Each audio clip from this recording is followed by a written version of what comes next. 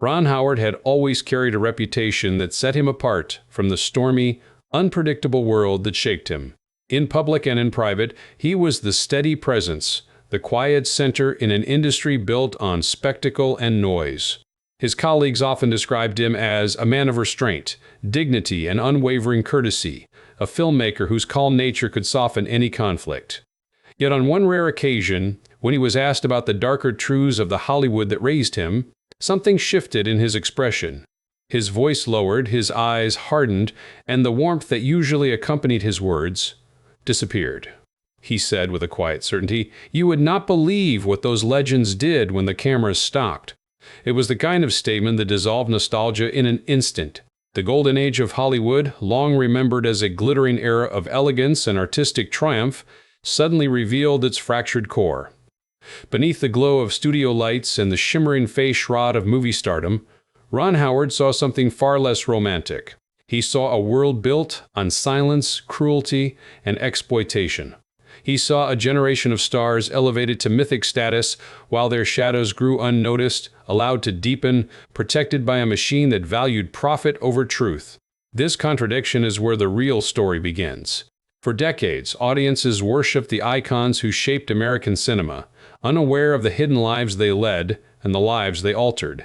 Their charm, their charisma, and their fame became armor, shielding them from consequences and accountability. These actors were celebrated as cultural giants, yet behind closed doors they revealed impulses far darker than the characters they portrayed. What Ron Howard eventually discovered was not a single secret or isolated scandal, but a pattern that stretched across generations. A pattern where power overshadowed morality, where a smile could hide cruelty, and where silence became the currency of survival. But behind the glamour and the excuses, what mechanisms are really driving this crisis? We will analyze every detail, from the initial mistakes to the irreversible damage, to see how the entertainment world works and how an icon is redefined. The deeper Howard ventured into the stories of Hollywood's past, the more he realized that the myths surrounding its legends had been crafted with meticulous care. Every newspaper article, every magazine cover, and every studio-approved biography was part of an illusion designed to elevate the star and erase the scars. As a filmmaker committed to understanding truth, Howard felt compelled to confront what had been hidden, not to condemn, but to understand how an era built on artistic brilliance could also carry such profound moral decay. This journey leads us to six figures whose names once defined cinema itself. Six icons whose influence shaped generations, yet whose private lives tell a story very different from the one immortalized on screen. Their rise, their power, and ultimately their downfall reveal the truth. Ron Howard learned the hard way. The golden age of Hollywood was never golden at all. It was a world of contradictions, where the brightest lights cast the darkest shadows. The deeper Ron Howard delved into the origins of Hollywood's golden age, the more he realized that the glamour was only a thin veil stretched over a system meticulously designed to protect power. To understand why so many legends were able to rise unchecked, one must first understand the structure that carried them. Hollywood of the early 20th century was not merely an entertainment industry.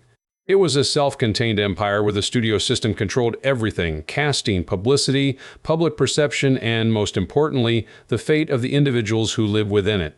For a young filmmaker like Howard, who had grown up on sets filled with discipline and respect, the stories of the past felt almost unbelievable. The studio heads of the 1930s through the 1960s were not creative collaborators.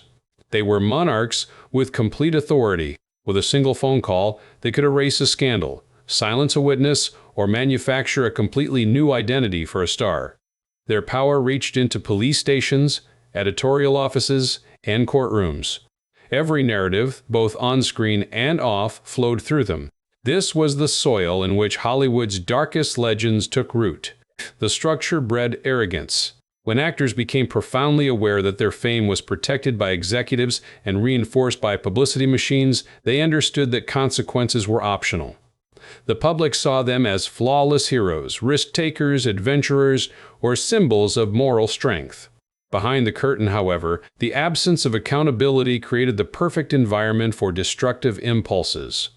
Ron Howard described this system as a pressure chamber, one where external perfection was demanded, but internal chaos was tolerated, if not quietly encouraged. The roots of the problem became painfully clear when Howard studied the early life and career of Errol Flynn. Flynn's rise to stardom was meteoric. With the success of Captain Blood in 1935, Warner Brothers recognized his potential and built an empire around his image. But the studio also built something else, a shield. In private, Flynn was consumed by a sense of invincibility. His flamboyance, charm, and recklessness collided with a deeper belief that he was untouchable. Studio executives believed that maintaining his image was more valuable than confronting the truth. When he faced accusations from two teenage girls in 1942, the lie of invulnerability was exposed. Not because the accusations surprised anyone in Hollywood, but because they threatened the very machinery that had elevated him. Howard once said that reading about Flynn's trial felt like discovering the blueprint of Hollywood's moral decay. The arrogance was not an accident. It was a product of a system that rewarded charisma and punished vulnerability. Studio lawyers worked tirelessly behind the scenes. Witnesses disappeared. Publicists wrote narratives that turned Flynn into a misunderstood rogue instead of a man facing severe allegations. Even after the acquittal, the internal pattern was impossible to ignore. The message was simple and devastating. Fame could rewrite reality. The same sense of systemic indulgence surfaced in the story of Kirk Douglas. Young filmmakers admired Douglas for his intensity and emotional depth, but those who worked alongside him saw something strikingly different. Howard described it as a rage under the smile, a force that never truly rested. That rage, however, did not come from nowhere. Douglas had risen from poverty through relentless ambition. The studio system rewarded that ambition, but it also fueled the illusion that he had the right to dominate every space he entered. On sets, his temper was legendary, and whispers about his behavior toward women were circulated quietly but persistently. When allegations resurfaced decades later regarding Natalie Wood, who was only 16 at the time of the alleged assault, Howard found himself grappling with the deeper structure that allowed such stories to disappear. These events did not exist in isolation. They existed in a world where criticism of a star was treated as disloyalty, and where silence was the most valuable currency. Even respected directors struggled to rein him in. Stanley Kubrick, who collaborated with Douglas twice, described him as both inspiring and impossible to control. Such paradoxes flourished only in an environment where power had no counterbalance. The roots of this culture extended into personalities who expressed their dominance not through physical aggression but through emotional cruelty. Fay Dunaway, whose performances were mesmerizing and unforgettable, wielded control in ways that created fear across film sets. To Howard, Dunaway represented the cold, psychological dimension of Hollywood's toxic structure. Her talent was undeniable, yet the industry around her had given her such unchecked authority that compassion became optional. Assistants, makeup artists, and even directors became targets of her sharp demands. Her pursuit of perfection, once admirable, became a mechanism of destruction when it overshadowed empathy. This pattern was not only about individual failings. It was the result of an entire culture that cultivated myth-making as a survival strategy. John Wayne's authoritarian presence, Roman Polanski's protected genius, and Mickey Rooney's troubled ego all emerged from the same environment. Each star was shaped not only by personal flaws, but by a system that amplified those flaws through adoration, profit, and silence. Hollywood did not accidentally create monsters. It built them, marketed them, and disguised them in narratives that millions celebrated. Howard believed that the root of this problem lay in the unquestioned hierarchy that ruled the industry. Studio executives stood at the top, actors and filmmakers occupied the middle, and everyone else existed at the bottom, unseen but essential. When power flowed only downward, abuse flowed upward without resistance. The entire structure depended on people being afraid to speak, afraid to disrupt the myth, and afraid to challenge the narrative that sold millions of tickets. As he once reflected, the Golden Age was not corrupted by a few individuals. It was built on a foundation that made corruption inevitable. Beneath the costumes, scripts, and glamour, the industry encouraged perfection on the screen and silence behind it. The consequences were tragically predictable. What do you think about this? Comment Amen below so we can continue with the unfinished stories. The storm that followed these scandals was not driven solely by the actions of the stars, but by the powerful machinery that transformed private crises into public events. In the era before social media, before instant news alerts and digital transparency, Hollywood controlled information with remarkable precision. Yet even in a world shaped by studio-crafted narratives, there were limits to how much the system could contain. When the truth began to seep into the public domain, the media avalanche became impossible to stop. For Ron Howard, who grew up in an era where the press had significantly less control from the studios, understanding the sheer force of that earlier media landscape was essential to understanding why these legends remain so deeply divided in public memory. The first major rupture in the carefully curated image of Hollywood came with Errol Flynn's 1942 trial. Newspapers framed the story with dramatic headlines, using words like debauchery and betrayal, while simultaneously publishing glamorous photographs of Flynn arriving at the courthouse with a confident grin. The coverage was a contradiction, both condemning and celebrating him. Fans gathered outside the courtroom, cheering his name as if he were starring in another swashbuckling adventure. Critics, however, saw the trial as evidence of a moral collapse within the industry. The press became the battleground where two competing versions of the same man fought for dominance. Some articles portrayed him as a victim of false accusations against a beloved star, while others treated him as a dangerous figure whose fame had shielded him for too long. This division between adoration and outrage became a hallmark of Hollywood scandals. The public did not simply consume the news. They polarized around it. Studio executives, recognizing the volatility of public opinion, worked tirelessly to shape the narrative. Publicists leaked stories designed to protect their stars, while lawyers quietly negotiated deals behind closed doors. Witnesses associated with Flynn's case vanished, and certain newspapers reduced the severity of the allegations after receiving pressure from Warner Brothers. Flynn's behavior worsened, but the media's fascination with him grew stronger. As Howard later asserted, the trial revealed not only the darkness of the man, but the fragility of an industry desperately trying to preserve its myths. Kirk Douglas faced a different type of media storm. His conflicts on set, his outbursts of anger, and the whispered accounts of his private life were not always publicized during his peak years. The media at the time focused primarily on his charisma, his dramatic intensity, and his image as a Hollywood hero. Yet for insiders, the intensity came with a price. Crew members spoke quietly about scenes where Douglas exploded over minor inconveniences. Directors described moments where his presence dominated the entire production, shaping not only the film, but the emotional climate of the set. When allegations connecting him to Natalie Wood resurfaced decades later, long after the golden age had faded, the media narrative changed significantly. Newspapers approached the story with a mixture of reverence and discomfort. Many journalists struggled to reconcile the powerful public image of Douglas with the gravity of the accusations. Some articles emphasized the lack of legal action, while others examined the culture of silence that had defined the era. For Ron Howard, this media tension highlighted an uncomfortable truth. The world had changed, but the shadow of the old Hollywood still lingered, influencing how stories were told and remembered. Fay Dunaway's media crisis was more prolonged and multifaceted. At the height of her fame, the press celebrated her brilliance, calling her performances electric, hypnotic, and unmatched. But behind the glamorous features and glowing reviews, quiet reports of turmoil on set began to circulate. Crew members who had worked with her described incidents of explosive anger, emotional manipulation, and scenes halted because she was dissatisfied with lighting or costume details. These accounts did not dominate newspaper headlines at first, but they spread persistently through industry publications, interviews, and whispered conversations at industry events. As Dunaway's reputation for volatility grew, more stories surfaced. Actors recounted being humiliated during emotional scenes. Makeup artists told of being shouted at for minor imperfections. Assistants spoke of being dismissed with a single glare.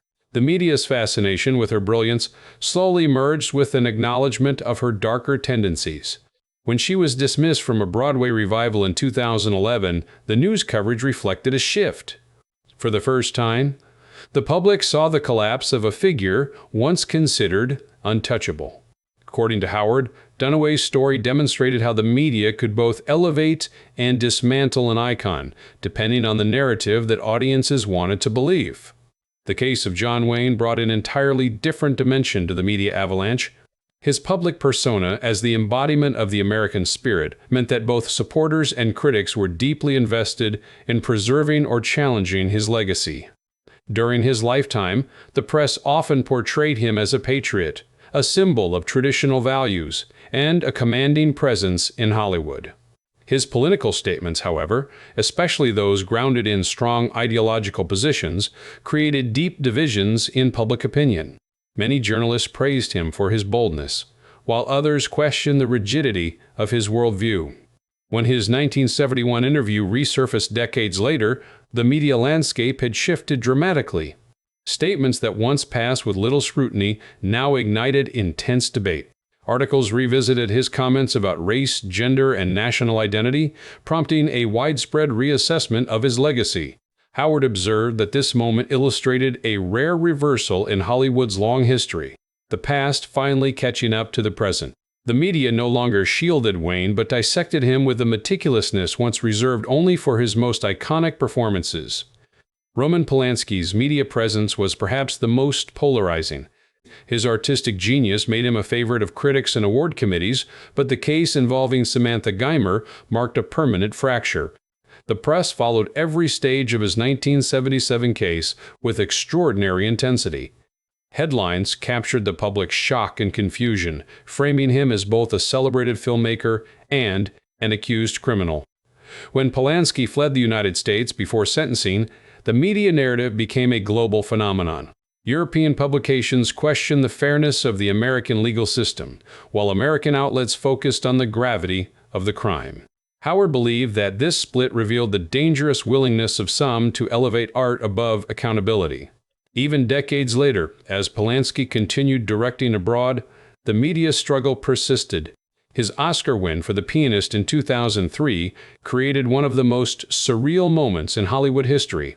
The camera panned across an audience offering a standing ovation, yet Howard refused to stand. He later said that the applause was a painful reminder of the child at the center of the story, a truth that no award could erase. Mickey Rooney's media collapse came slowly, quietly, and tragically. His early fame had made him a national treasure, but his later years were marked by financial troubles, addiction, and allegations of emotional and physical abuse. The public, accustomed to his cheerful roles, struggled to reconcile the joyful boy on screen with the troubled man he became. In interviews, he blamed studios, family members, and fate for his struggles, and the media documented his decline with a mixture of sympathy and dismay. Ron Howard once reflected that the media avalanche surrounding these figures did not simply expose their actions, it revealed the cost of Hollywood's myth-making culture. Fame could elevate, distort, or destroy a legacy depending on how much truth the world was finally willing to face. The stories of these 6 legends did not unfold as isolated tragedies. They moved toward inevitable breaking points, each shaped by years of silence, power, and unchecked behavior. For Ron Howard, the darkest moments of their lives revealed the true nature of Hollywood's golden age. It was not the glamour that defined them, but the fall. Each figure reached a point where the image they had built could no longer contain the truth, where the myth cracked under the weight of what had long been concealed. These moments, viewed through Howard's reflective lens, formed the climax of a deeper moral narrative about the industry he inherited. Errol Flynn's darkest hour came not at the height of his fame, but at the moment when fame failed to protect him. Although he was acquitted in the 1942 trial, the proceedings revealed far more than the verdict suggested. As he sat in the courtroom grinning through testimony and treating accusations with mockery, the world saw a man who believed that charm was a shield against consequences. But when the trial ended, Howard believed that something inside Flynn had already broken. The acquittal did not restore his reputation. It distorted it.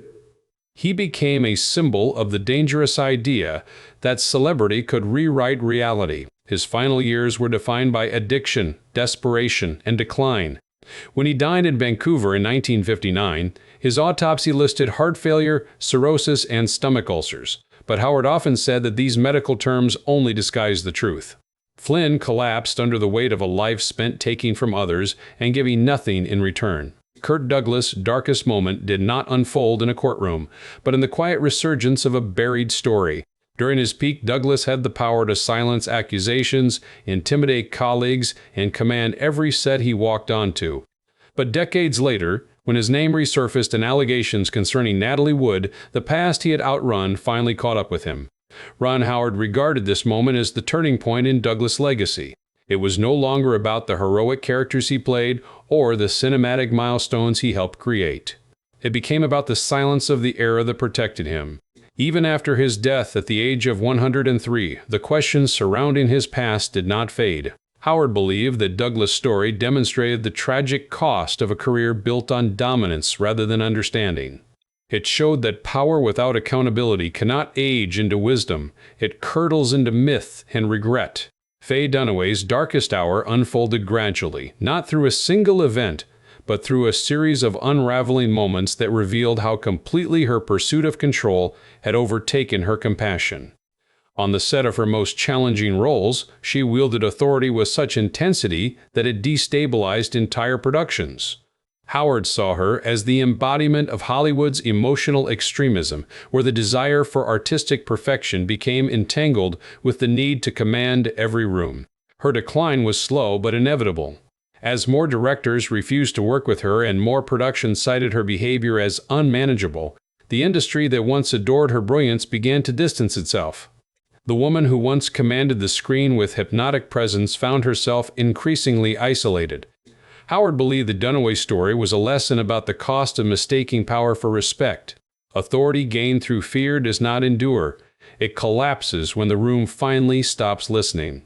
John Wayne's darkest moment emerged long after his films had cemented him as a cultural symbol.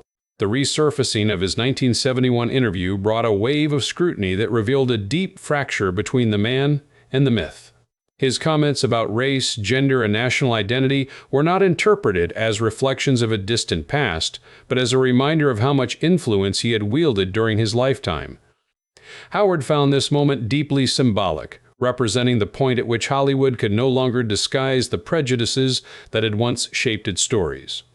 Wayne had built a legacy rooted in masculinity and patriotism, but the interview exposed a worldview resistant to change and compassion. It was not simply the words themselves that defined his darkest hour, but the realization that his legend had been built on a foundation that refused to evolve. Roman Polanski's darkest hour arrived in 1977, not because of a loss of fame, but because of a confrontation with truth. The case involving Samantha Geimer became impossible to deny or reinterpret. Polanski, who had survived war, loss, and unimaginable trauma, committed an act that shattered any notion of moral complexity.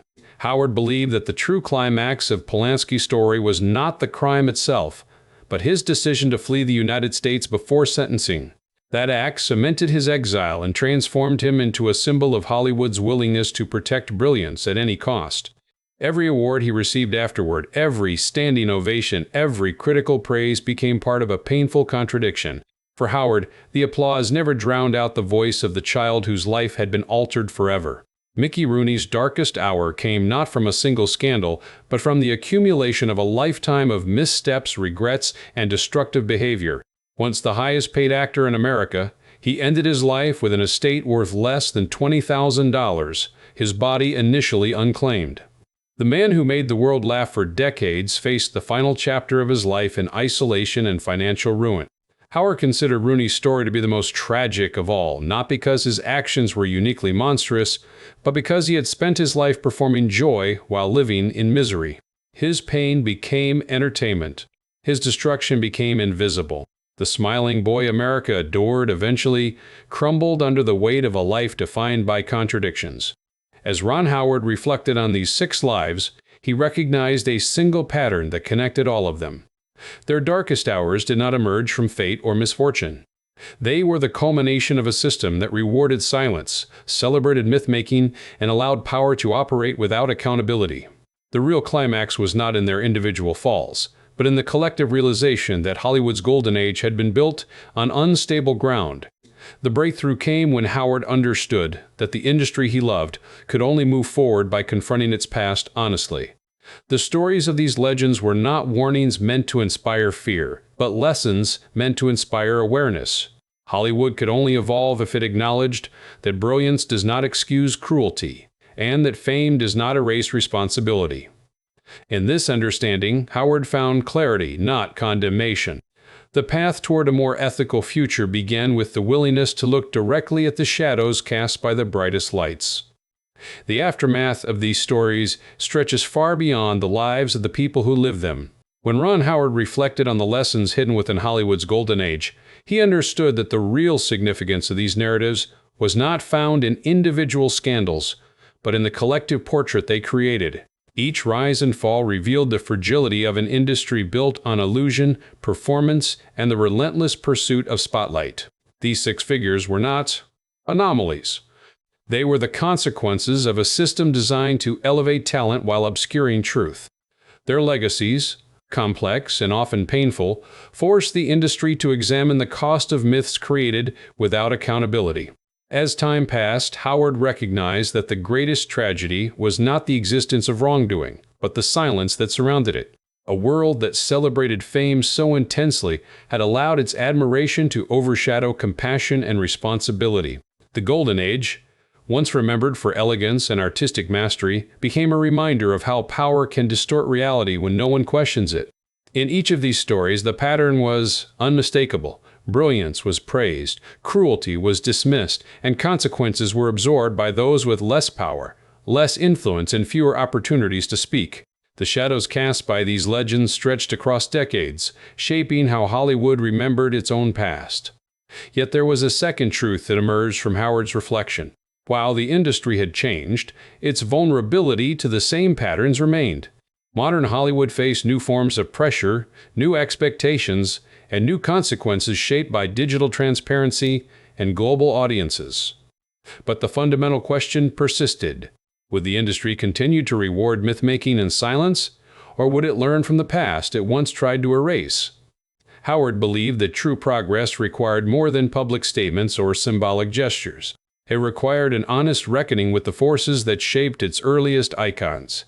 Without that reckoning, the future risked repeating the failures of the past. The stories of Flynn, Douglas, Dunaway, Wayne, Polanski, and Rooney offer a somber blueprint for understanding how acclaim can evolve into entitlement, how admiration can obscure cruelty, and how talent can become a shield rather than a responsibility. Their achievements remain a part of cinematic history, but so do their flaws. Howard did not seek to erase their contributions. He sought to understand the impact of their choices and the environment that enabled them. In that understanding lies the central lesson of Hollywood's evolution. Greatness and goodness are not the same, and fame without humility becomes a destructive force.